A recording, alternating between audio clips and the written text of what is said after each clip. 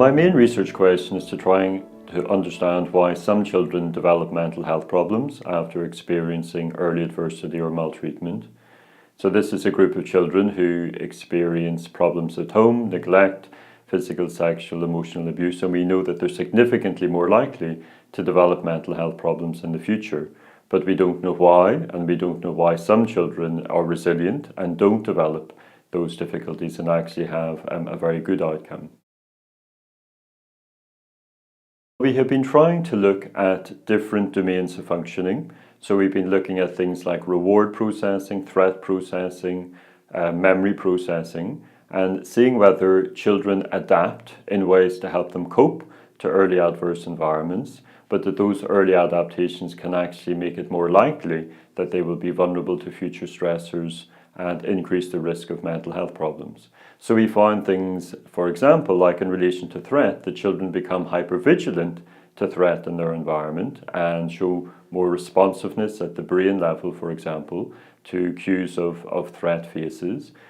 But that hypervigilance might lead to more hostile or conflictual interactions with their peers when they're at school or when they move to a foster family, and that can make it difficult for them to form stable relationships and develop a supportive network around them that can help buffer when they experience future stressors.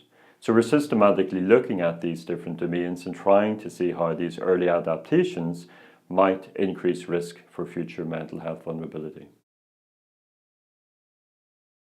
Currently, I would say that most services for children are really organised around providing help when difficulties emerge. So we have, for example, CAM services, child and adolescent mental health services, where children are referred when they reach a diagnostic threshold for a mental health problem. But what we're finding in our research is that many children show early markers of what we call latent vulnerability, so changes in these different domains of functioning that we think might increase risk of future disorder. And from a societal perspective, we need to move much more towards a preventative model of intervention. So rather than thinking about treating disorders when they're full-blown, we need to try and intervene to prevent the emergence of these difficulties in the first place. So really moving towards a much more preventative model of medicine like we already have in relation to physical health. So something viewers might find surprising about me is that I'm an identical twin.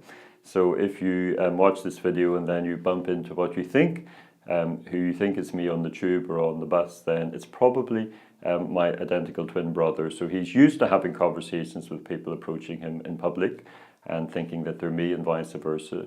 So that is often leading to kind of humorous interactions. But if I completely don't respond to you in the way that you think, it's probably my corporate lawyer identical twin.